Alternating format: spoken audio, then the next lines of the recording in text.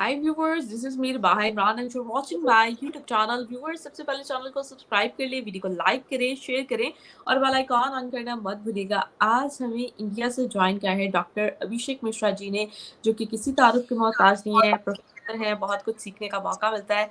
Sir, बहुत शुक्रिया हमारे व्यूवर्स के लिए आपने टाइम निकाला। और कैसे हैं आप? थैंक यू रिबाहा जी, आपने मुझे इनवाइट किया। मैं बहुत अच्छा हूँ। आप कैसी हैं? मैं बिल्कुल ठीक ठाक हूँ। व्यूअर्स, आप सबसे रिक्वेस्ट है कि सर के चैनल को भी सब्सक्राइब कीजिएगा। सर के चैनल का जो नाम है अभिषेक मिश्रा तक्षशिला के नाम से इनके चैनल है, तो आपने लाजमी सब्सक्राइब करना है और साथ ही साथ हमारे चैनल को भी सब्सक्राइब कीजिएगा। अगर चाहते हैं कि हम डिजिटली प्रमोट हो सके तो हमें ज़्यादा से ज़्यादा सुपर चैट करें। टॉपिक के जानिब आते हैं। आज हमारे प्रोग्राम का जो टॉपिक है वो बेसिकली ये है कि प्राइम मिनिस्टर नरेंद्र मोदी का इंटरव्यू फाइनेंशियल टाइम्स में शाया होता है, जिस पर वो ये कहते हैं आवर 1 मिनट नेशन। दीजिएगा मुझे, 1 मिनट में, 1 मिनट श्योर, में आ रहा श्योर सर।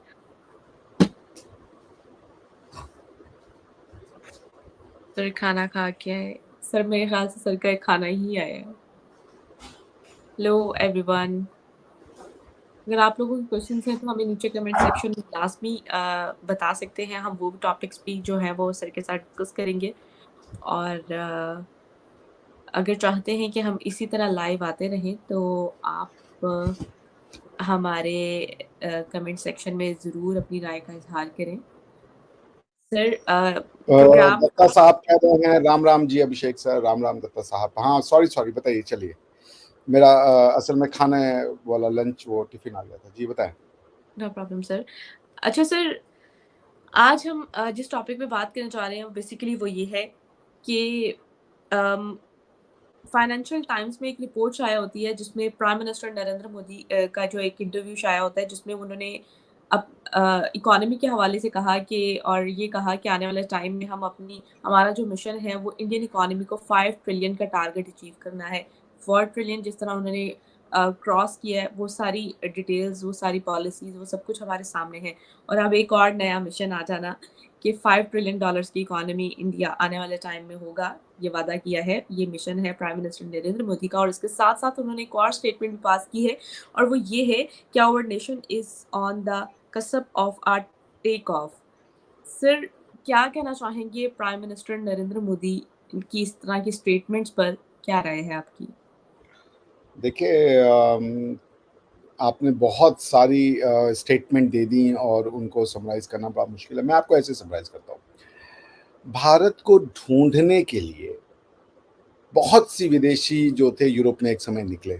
कोलंबस निकला, वो पहुंच गया आपका अमेरिकाज में, बात अलग है। ईस्ट इंडिया कंपनी भारत में आई। दुनिया भर के लोग जब 13वीं 14वीं शताब्दी 15वीं शताब्दी में they wanted to come to India. They all wanted to come to India because वो केप ऑफ गुड होप का रास्ता ढूंढ रहे थे और वो भारत आना चाहते थे, भारत में बिजनेस करने के लिए। और क्यों बिजनेस करने के लिए आना चाहते थे? इसलिए नहीं कि भारत में गरीबी थी, क्योंकि भारत सोने की चिड़िया था। मुगलों ने यहाँ पे क्यों आक्रमण किया? इसलिए नहीं कि गरीबी थी। गरीबों के यहाँ कोई आक्रमण नहीं करके रुकता है। हमेशा ही रिचेस पे लोग अपनी गवर्नमेंट बनाते हैं या अपना शासन बनाते हैं। गरीबों पे कोई शासन नहीं करना चाहता, बल्कि गरीबी से हटके लोग एक रिच जगह पे जाते हैं शासन करने के लिए। तो भारत सोने की चिड़िया था। उसके बाद इन पिछले 700 सालों में हमें बाहर के आक्रांताओं ने, मुगलों ने, तुर्कों ने, फारसियों ने, इन लोगों ने आके हमें लूटा, बर्बाद किया। हमारे साथ बहुत जुल्म हुआ जिसका कि अकाउंट रखना बड़ा मुश्किल है। तो अब पिछले 70 साल से जब से हमें आज़ादी मिली है, ये पहला ऐसा मौका है रिबाहा जी, जब भारत अपने हिसाब से इकोनॉमी को बना रहा है। और अब वो समय आ गया है कि जो एक समय हम दुनिया की 25% वर्ल्ड जीडीपी का थे, उस पोजीशन को हम रिक्लेम करें। तो जब मोदी जी ये कह रहे हैं कि we are at the cusp of a take off, economic take off से उनका मतलब है कि वो जो हमारी उड़ान है, वो जो हमारी मंजिल है, उसकी उड़ान शुरू होने वाली। और एक बार ये जो उड़ान शुरू होगा, 5 ट्रिलियन, 10 ट्रिलियन, 20 ट्रिलियन तो छूना ही छूना है। वो समय की बात होगी बस। बात ये नहीं कि हम $5 ट्रिलियन इकोनॉमी बन जाएंगे। $5 ट्रिलियन इकोनॉमी तो आपको बनना ही है। बल्कि अगर मैं गलत नहीं हुआ तो शायद परचेजिंग पावर पैरिटी में तो हम $5 ट्रिलियन इकोनॉमी होंगे भी।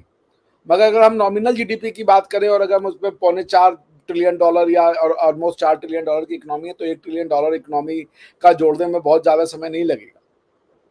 आप समझ रही हैं? तो पॉइंट ये है कि अगर आप 2028 तक कहते हैं कि हम बन जाएंगे, 2027 तक हम $5 ट्रिलियन इकोनॉमी हो जाएंगे, बहुत सारी जो इन्वेस्टमेंट इंस्टीट्यूशंस हैं वो ऐसा प्रोजेक्ट कर रही हैं कि India will be a $5 trillion economy by the end of 2027 और 2028। तो आप समझ लीजिए वर्ल्ड की थर्ड इकोनॉमी तो हम हो ही जाएंगे, क्योंकि जर्मनी भी इसी के आसपास है, 4.5-5 बिलियन डॉलर की जो इकोनॉमी होगी। अगर आप जर्मनी का जीडीपी देखेंगे तो ये होगी। तो this is what he meant by what you call cusp है। तो अब आप उसको ऐसे समझ लें तो ही इज राइट। जर्मनी आज की डेट में $4.4 ट्रिलियन इकोनॉमी है, तो we are not far ahead from Germany and soon we will take over Germany. दुनिया वक्त हमारा होगा, क्योंकि वक्त हमारा था। और जिन लोगों ने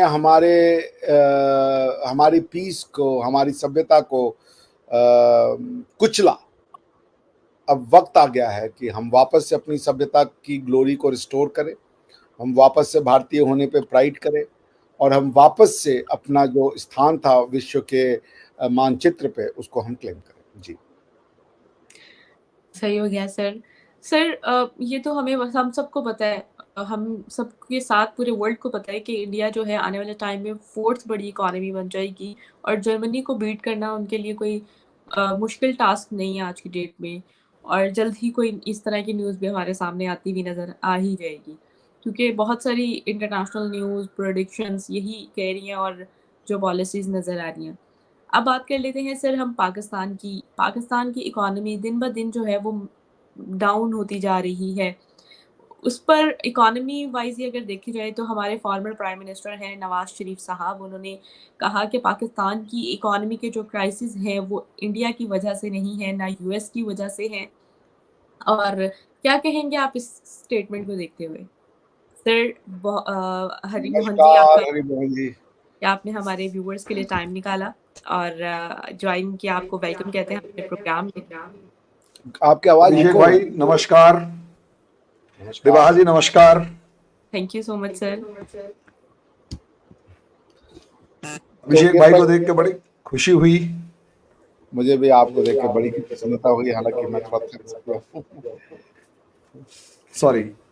नहीं चले, तो ये प्रश्न आप हरी जी से पूछ लीजिए, उनका उत्तर लेते फिर हम बोलेंगे। ठीक है श्योर। सर क्या कहना चाहेंगे प्राइम मिनिस्टर नरेंद्र मोदी का इंटरव्यू शाया किया गया फाइनेंशियल टाइम में, इस पर आपकी क्या राय है? सर आप म्यूट हैं। हरी जी आप म्यूट हैं। फाइनेंशियल टाइम्स में हमारे प्राइम मिनिस्टर का ही इंटरव्यू आना चाहिए क्योंकि वो डिजर्व करते हैं। बाकी अभी बहुत सारे लोग हैं जो इंतजार कर रहे हैं कि उनके लास्ट पेज में उनको कुछ लिखने को भी मिल जाए या कुछ पढ़ने को भी मिल जाए तो बहुत कुछ है, नाम भी आ जाए तो भी बहुत कुछ है। और इस चीज़ के लिए मैं अपने कंट्री के ऊपर थोड़ा प्राउड फील कर सकता हूँ। और दूसरी चीज़ है कि मैडम असलियत में जो मेन पॉइंट यहाँ पर आज के दिन, मैं एक्चुअली थोड़ा लेट आया, $5 ट्रिलियन इकोनॉमी का जो आउटलाइन है वो हमारे यहाँ लगभग पिछले काफ़ी टाइम से चल रहा है कि हाँ 2025 के आसपास तक हम $5 ट्रिलियन इकोनॉमी पहुंच जाएंगे, 26 के आसपास तक। जिसमें अब एक बात तो ये भी डिस्कस कर चुके हैं कि उत्तर प्रदेश जो है वो जो है अगले 2028 के आसपास तक $1 ट्रिलियन इकोनॉमी यूपी पहुंच जाएगा।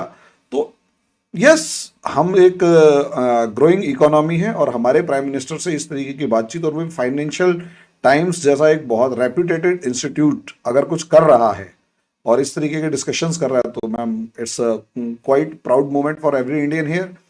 अब बाकी ये है कि अब प्रिडिक्शंस कई बार हम फेल कर रहे हैं उनसे आगे निकल कर, उस चीज के ऊपर भी अगर डिस्कशन होगा तो मैं मानता हूं कि ज्यादा अच्छा होगा। Yes ma'am. सही हो गया।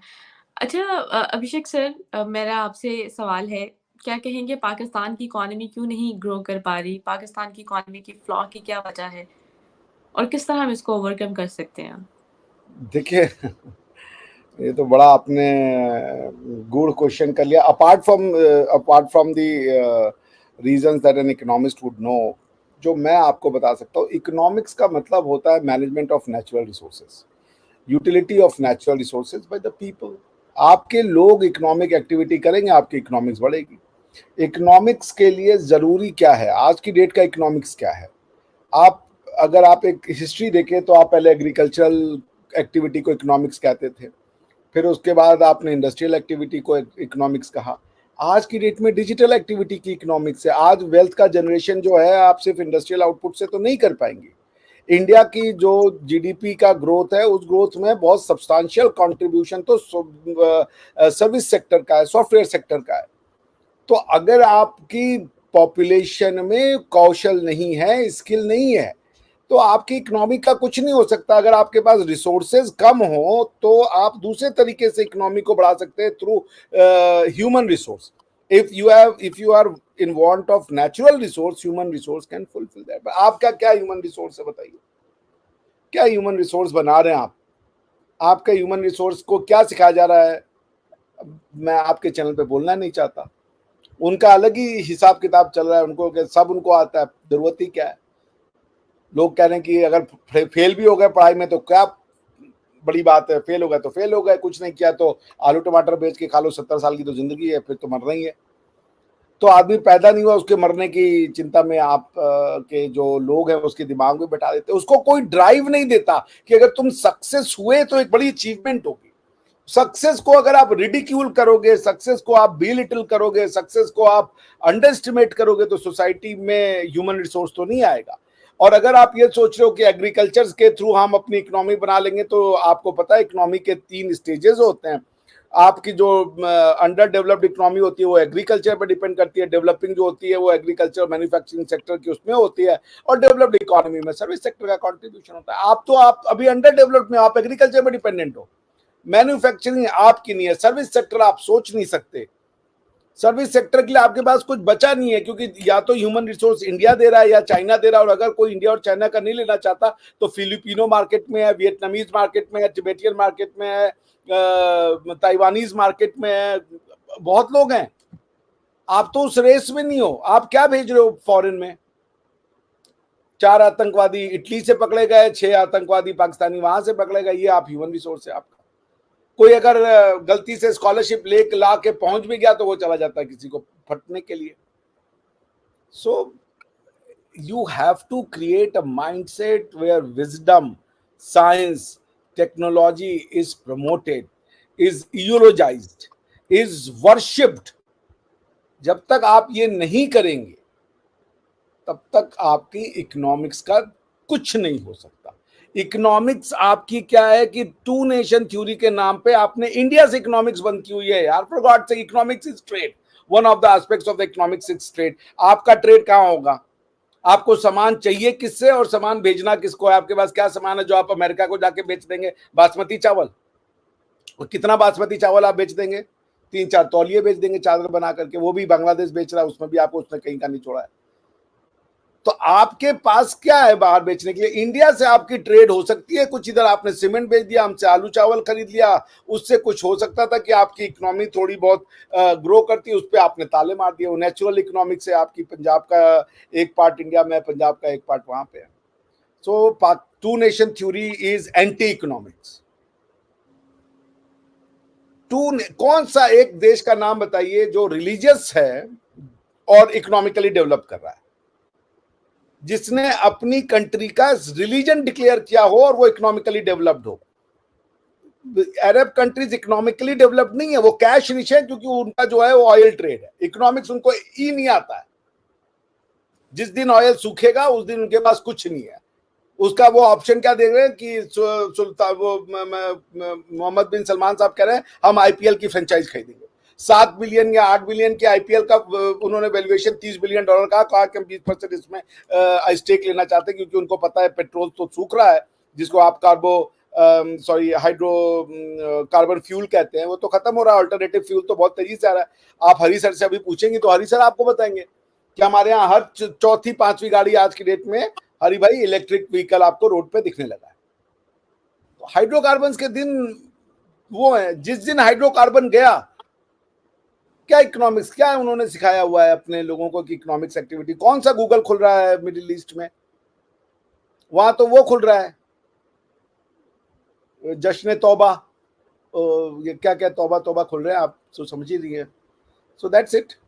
Economics is a creation of human resource and exploitation of natural resource. You are doing neither you are exploiting properly your natural resource, nor you are creating any constructive human resource. So it's all in all, it's a waste of resource. Sir, Harimohan ji, आपसे मेरा सवाल है। सुबह हमने discuss किया था आपसे नवाज शरीफ के हवाले से। उन्होंने कहा कि इंडिया जो है और यूएस जो है वो बिल्कुल रिस्पॉन्सिबल नहीं है हमारे किसी भी फाइनेंशियल कमजोरी का या पाकिस्तान की इकोनॉमी की क्राइसिस का, किसी भी तरीके का इंडिया रिस्पॉन्सिबल विराज जी, नहीं आपकी वॉइस इको कर रही है, फिर से है। बोले. तो सर, इंडिया हमारी किसी भी जो क्राइसिस का वो रिस्पॉन्सिबल नहीं है। इस पर हमने आपसे डिस्कस किया था, लेकिन आपने ये नहीं बताया इसको ओवरकम कैसे कर सकते हैं हम। मतलब हमारे फाइनेंशियल जो क्राइसिस हैं, इकोनॉमी की क्राइसिस हैं, इसको कैसे जो है वो खत्म करें हम। मैम, सबसे पहले तो थैंक यू, आपने मुझे बुलाया और अभिषेक जी के साथ बात करने का मौका मिला मुझे। यकीन मानिए, इनकी जो सबसे इनका और मेरे चैनल के ऊपर जो एक वीडियो आया था, मैं अब तक उसको सोच रहा हूँ कि यार मैंने क्यों नहीं सोचा था। सर बहुत बहुत शुक्रिया। अब मैं सर की सारी बातों से एग्री करता हूं, उसको एक कदम आगे बढ़ा के बात करता हूं। बहुत सिंपलिस्टिक, देखिए सर एक बात करते हैं स्कॉलर वाली, मैं एक बात करता हूं आम आदमी वाली। आम आदमी वाली बात में मैं एक बात पूछना चाहता हूं, क्या सच में पाकिस्तानी इकोनॉमिकली डेवलप करना चाहते हैं? क्या उनकी इच्छा है? मुझे लगता है कि बस ये सवाल आप पूछ रहे हैं, एक आम आदमी, आम पाकिस्तानी से पूछिए, क्या वो सच में डेवलप करना चाहता है या वो अभी भी 72 हूरों के सपने देख रहा है? मैडम देखिए, दो बिल्कुल कंट्रोवर्शियल चीजें हैं। हो सकता है आप इसमें बुरा माने। पहला, या तो आप इकोनॉमिकली डेवलप करना चाहते हैं तो जैसे सर ने कहा, अपने रिसोर्सेज का बहुत बारीकी से, बड़ी ध्यान से आप यूटिलाइजेशन कीजिए। और उसके लिए देखिए, सर ने कहा एग्रीकल्चर इकोनॉमी, सर बिल्कुल सही बात है। मैम, जब पाकिस्तान आज़ाद हुआ तो पाकिस्तान एक बहुत, हमारी इंडिया की सबसे अच्छी फर्टाइल लैंड या तो बांग्लादेश में थी या पंजाब में थी। और सबसे ज़्यादा जूट, बड़ी जूट इंडस्ट्री जो है वो पंजाब में, वो क्या नाम है, बांग्लादेश के अंदर थी। कॉटन टेक्सटाइल इंडस्ट्री पंजाब और बांग्लादेश के अंदर थी। बड़ा पोर्ट जो कराची पोर्ट था, पॉसिबली बॉम्बे से भी बड़ा, वो कराची आपके पास सिंध के पास था। लाहौर जो कहीं ना कहीं नॉर्थ ईस्ट से, मतलब वेस्टर्न फ्रंट से, वेस्टर्न फ्रंटियर्स जो थे, या अफगानिस्तान और सेंट्रल एशिया से जो ट्रेड रूट होता था वो लाहौर से होके जाता था। लाहौर एक सिटी थी। अमृतसर तो बाद में बनी है, वो तो एक रिलीजियस प्लेस था। दिल्ली के बाद जो लाहौर था वो तो आपने रास्ता बंद कर दिया। फर्टाइल लैंड आपके पास थी। सोचकर देखिए, इंडिया को फेमीन अगर आता था तो इंडिया की जनता भूखा मरना पड़ जाता था। और हमारी गवर्नमेंट को, sorry I am using this word for my country, लेकिन बड़ी मजबूरी के साथ कहना पड़ रहा है कि इंडिया को कटोरा लेके अमेरिका जैसे देशों के सामने अनाज मांगने के लिए जाना पड़ता था, जबकि पाकिस्तान एक जो सरप्लस इकोनॉमी था, कम से कम फूड ग्रेन्स के मामले में। आज भले ही 70 साल हो गए हैं, उल्टा हो गया है। लेकिन वो उल्टा क्यों हुआ, उसके पीछे ये रीजन नहीं है कि इंडिया ने कुछ एक्स्ट्राऑर्डिनरी किया और पाकिस्तान ने कुछ नहीं किया।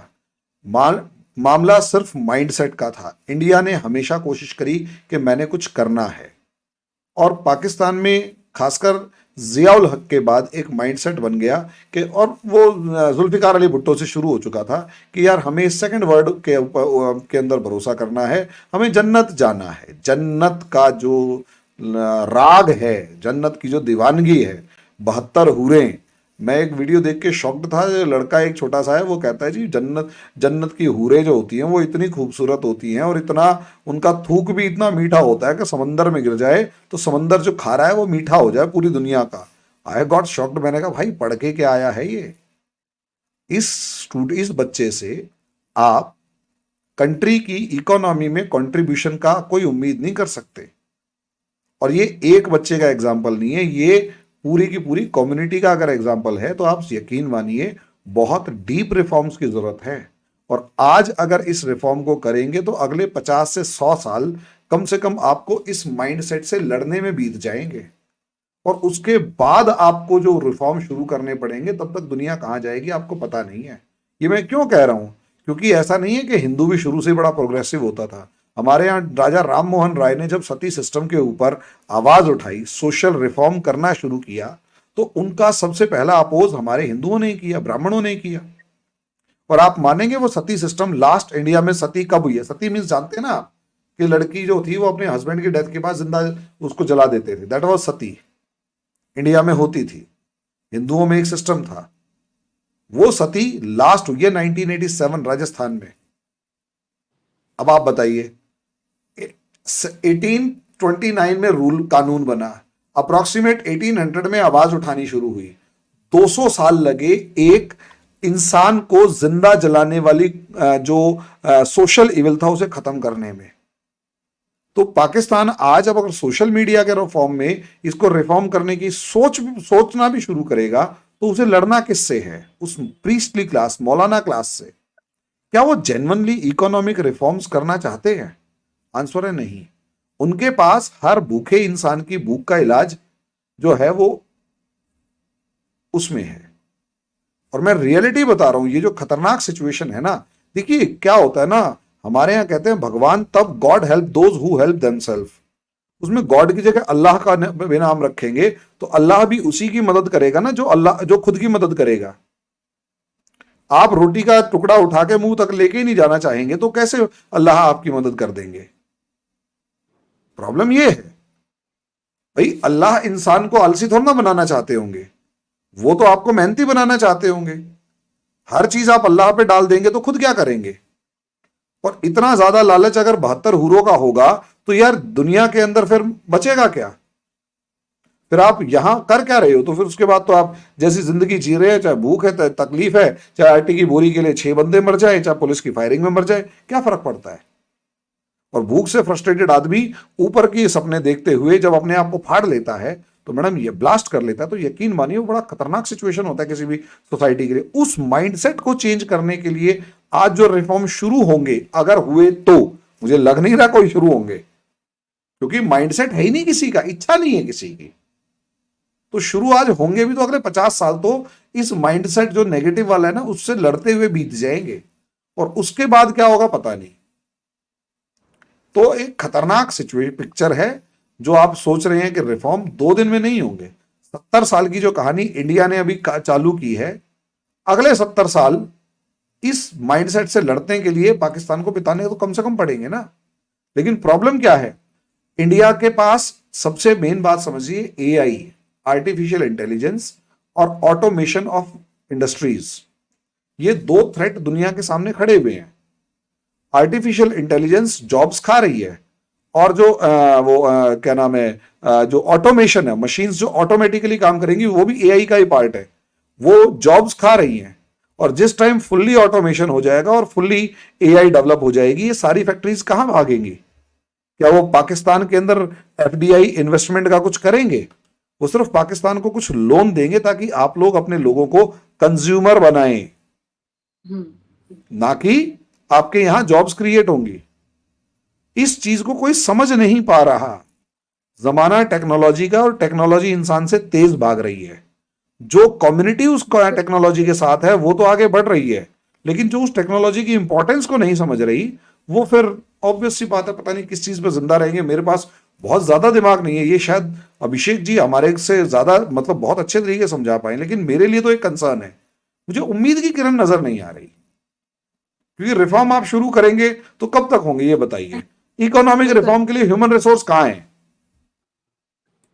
ऐसे ही है। सर अगर हमें अपने क्राइसिस को ख़त्म करना है ना, तो सबसे पहले अपने एजुकेशन सिस्टम और उसके बाद साइंस एंड टेक्नोलॉजी पे वर्किंग करनी होगी। लेकिन उससे पहले एजुकेशन सिस्टम में रिफ़ॉर्म आएगा तो ही चीज़ें बेहतर हो सकेंगी। अभिषेक सर, आपसे एक नए टॉपिक की जानिब हम जाते हैं।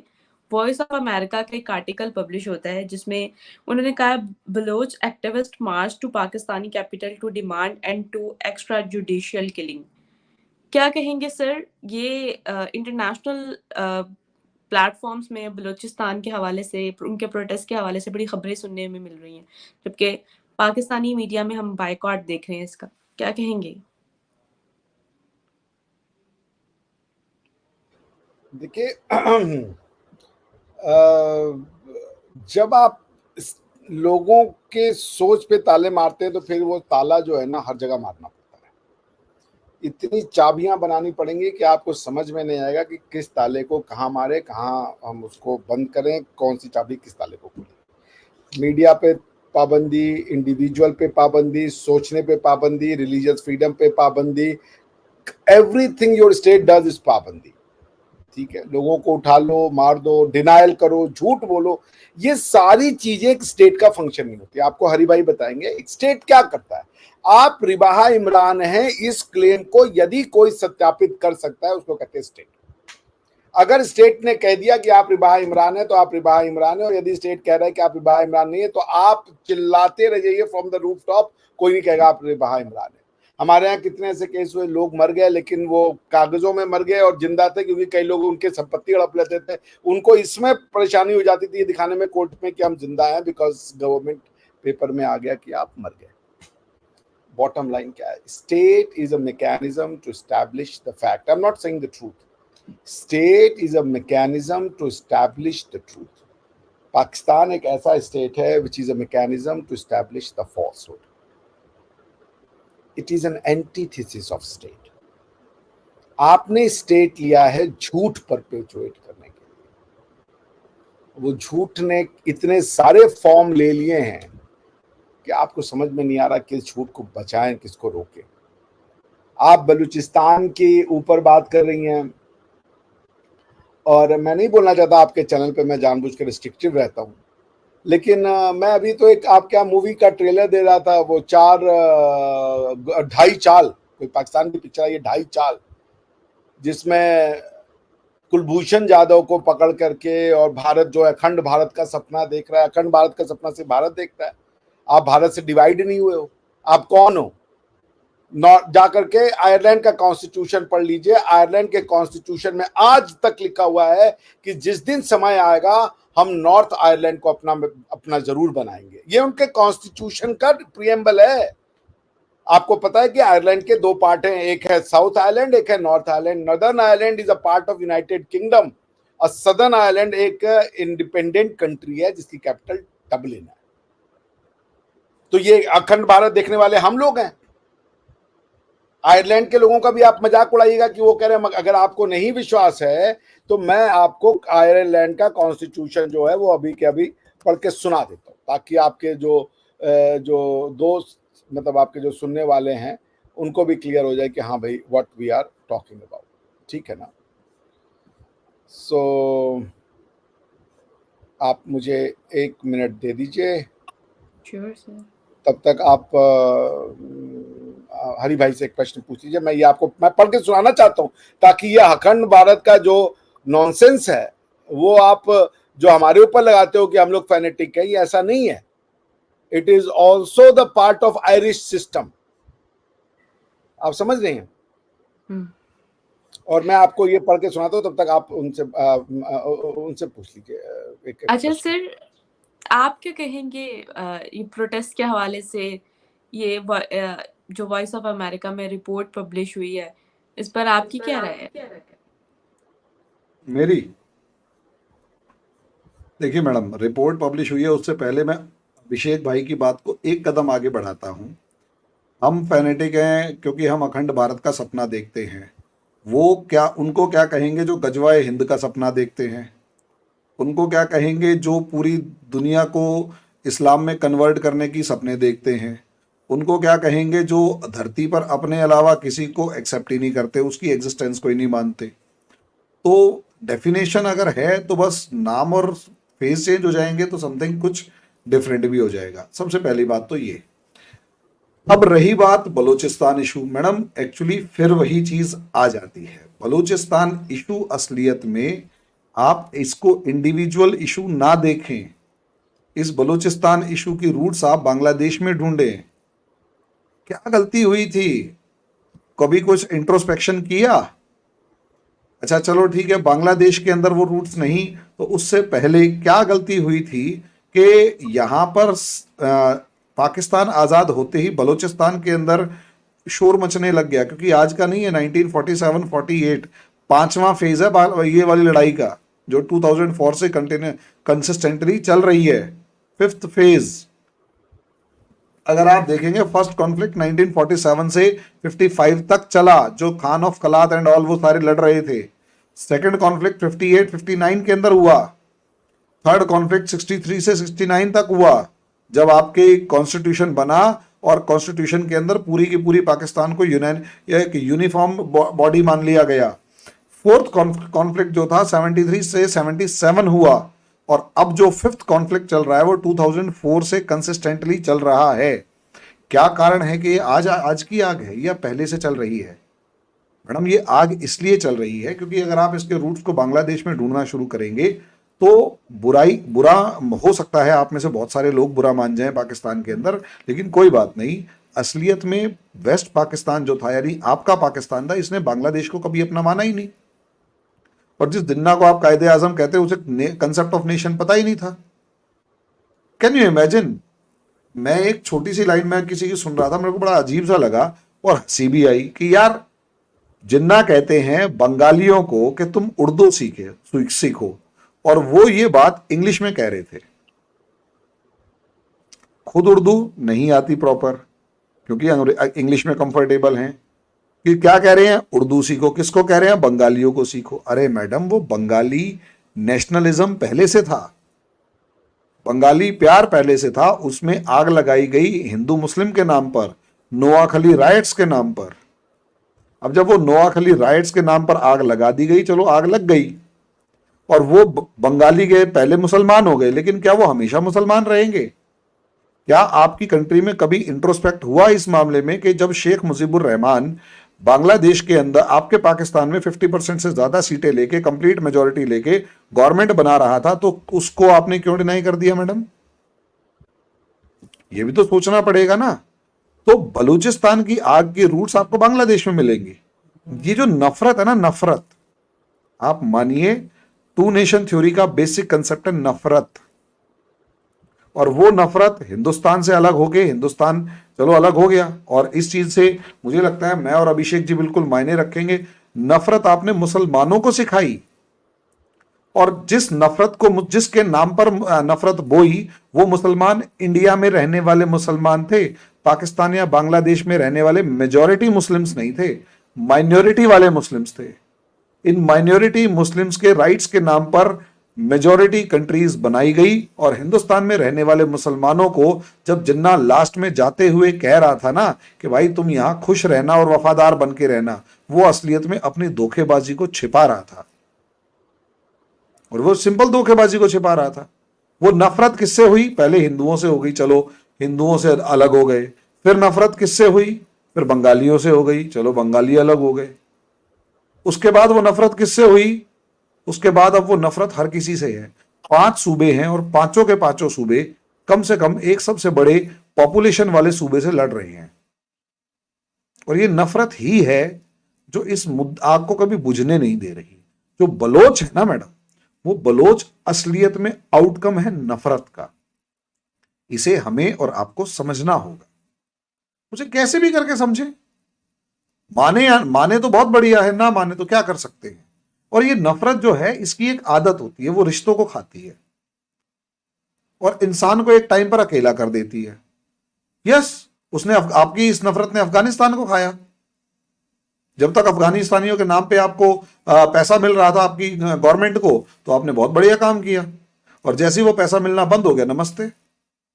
यस, इसी नफरत के नाम पे बलूचियों का दावा यही तो है कि 10,000 से ज्यादा बलोची आपकी आर्मी ने गायब कर दिए, और कोई पूछने वाला नहीं। वहां यूनिवर्सिटी नहीं है, कॉलेजेस नहीं है, लेकिन उनके रिसोर्सेज पूरे चाहिए।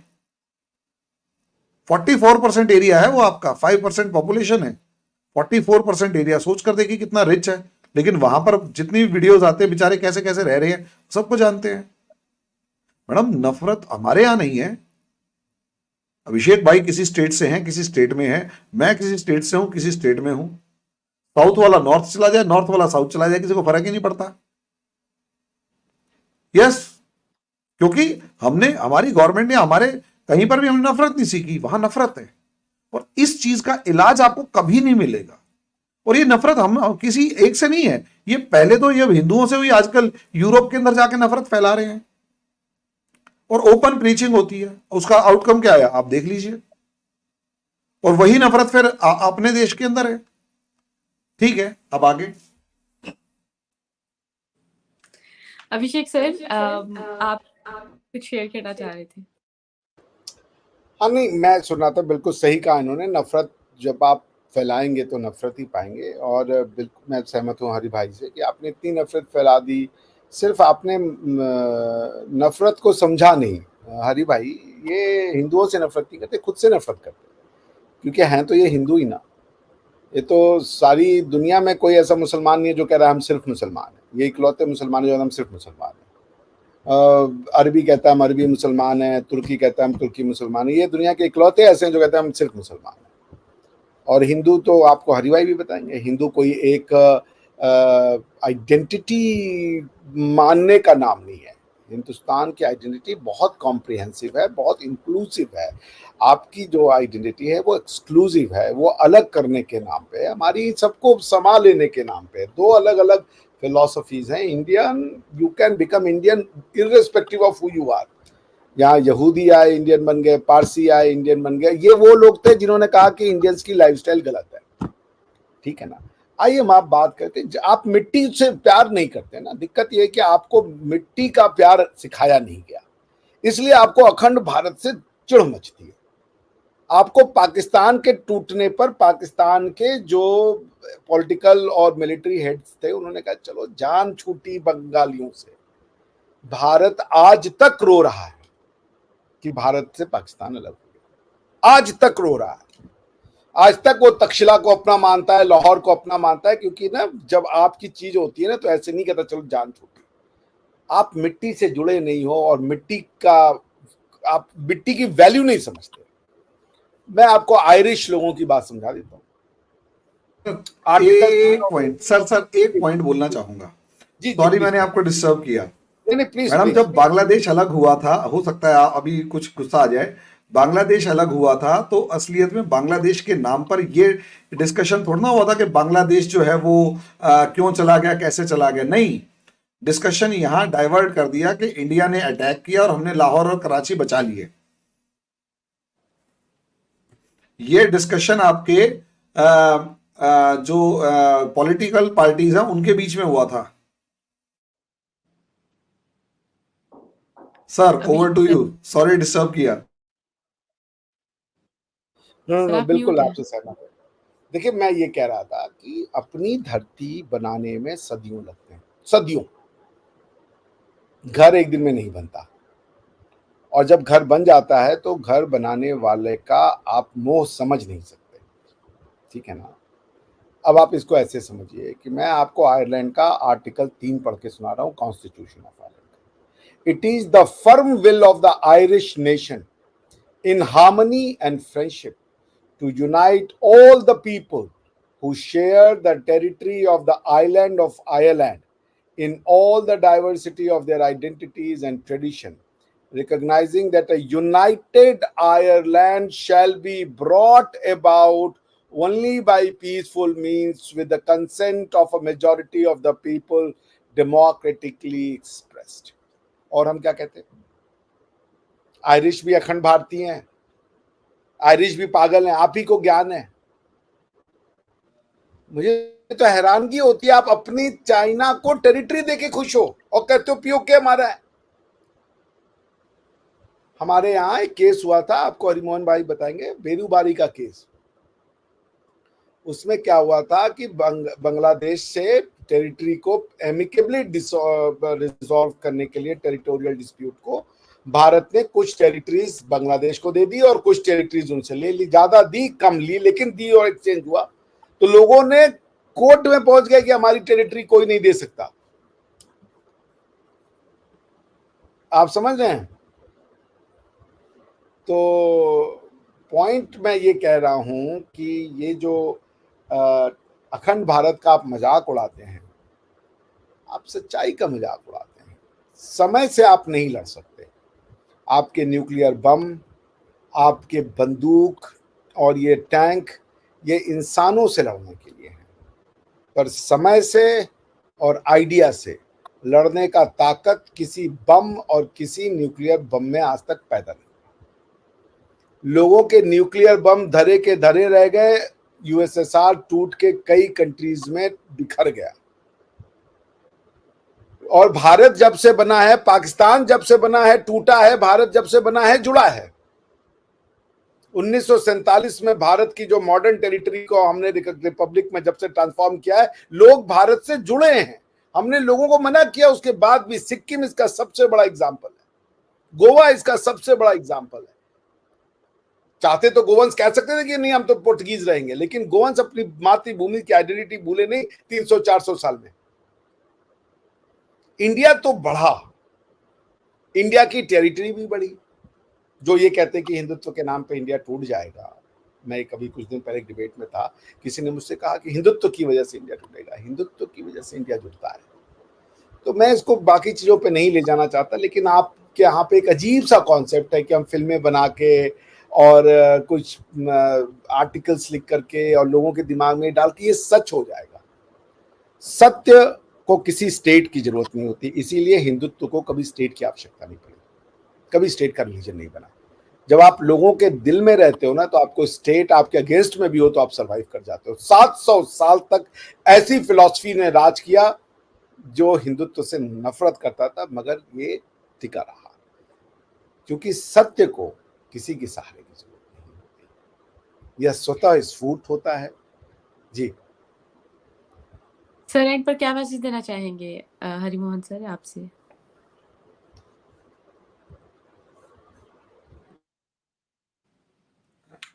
मैडम, मैसेज तो ये है कि उम्मीद करते हैं कि एक बार, जिसे कहते हैं ना हमारे यहाँ कहीं सद्बुद्धि आए, एक गुड फेथ आए, एक बढ़िया से आइडियाज डेवलप हो। सर की एक बात थी कि यूएसएसआर टूटा, मैं बिल्कुल इस चीज से एग्री करता हूं कि यूएसएसआर इसलिए नहीं टूटा कि उसके पास कोई प्रॉब्लम थी, बल्कि इसलिए टूटा कि जिस आइडिया पर यूएसएसआर बना था वो आइडिया टूट गया।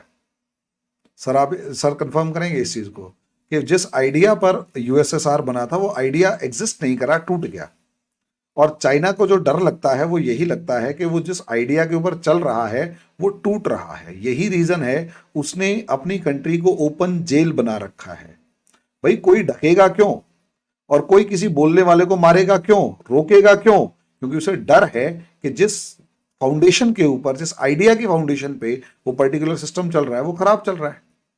हमारी कंट्री में ऐसी कोई रिस्ट्रिक्शन नहीं है, हम खूब लड़ते झगड़ते रहते हैं, मतलब वर्बली आईडी, क्योंकि वो आइडियोलॉजिकल चर्निंग है, वो आपके पाकिस्तान में गायब है, वो कोई डिस्कस ही नहीं कर रहा। मैं बार बार कहता हूं, और वो डिस्कस होने नहीं दिया जाता, क्योंकि अगर एक बार वो खुलकर डिस्कस हुआ तो जो मैस यूएसएसआर में फैला था, पॉसिबली उससे ज्यादा मैस आपकी कंट्री में वेट कर रहा हो। और बलूचिस्तान का जो मार्च है वो इसी की तरफ इशारा कर रहा है। संभलने की कोशिश करने की जगह इसको दबाने की कोशिश की जा रही है। सर ने कहा था ना प्रेशर, इमेजिन कीजिए प्रेशर कुकर की वो जो एक सीटी होती है ना ऊपर वाली, उस सीटी को आप बंद कर दीजिए, वो दबा रहेगा, शांत रहेगा, दबा रहेगा, लेकिन ब्लास्ट होगा। और वो blasting situation have been created possibly, अगर इसे संभाला नहीं गया तो। अब वो है क्या, आई कांट से। मेरा तो फाइनल यही है कि आइडेंटिटी क्राइसिस से बचना है तो try to generate an idea, because idea gives you identity. Abhishek sir, आप क्या कहेंगे और क्या मैसेज देना चाहेंगे? अंत में यही मैसेज देंगे कि सेंस प्रिवेल करे, पढ़िए, लिखिए, और पाकिस्तान को लर्निंग से ज़्यादा अनलर्निंग की ज़रूरत है। Please unlearn few things. जिद में न्यूक्लियर, अपनी गलत जिद के लिए न्यूक्लियर वेपन बना लेना, वेपन से आइडियाज सही या गलत नहीं साबित होते। फोर्स को यूज करके आइडियाज को सही साबित करने का समय गया।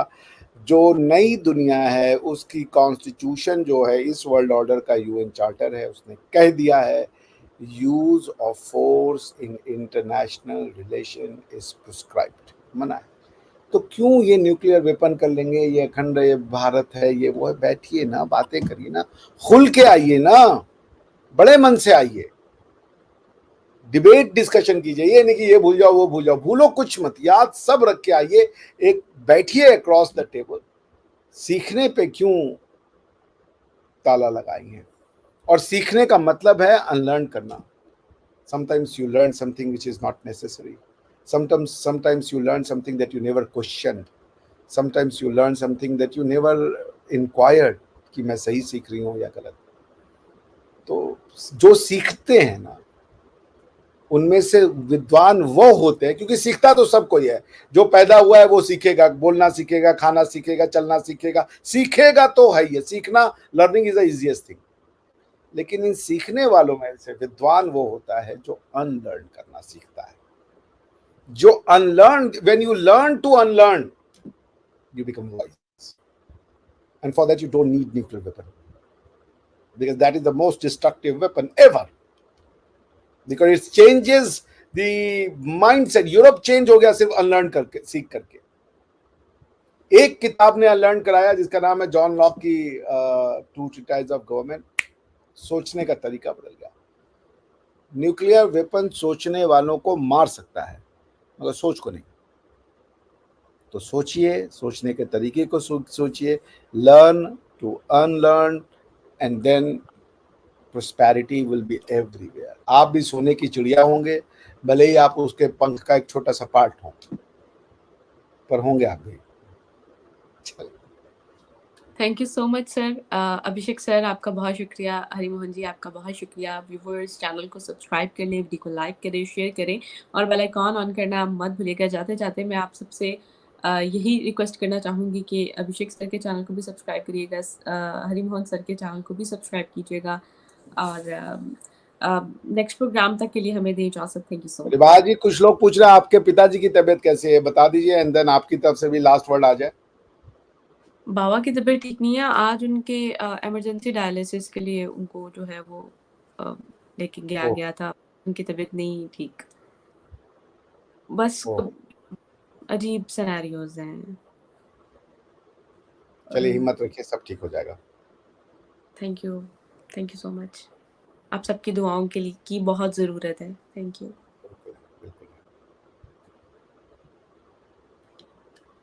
चलिए।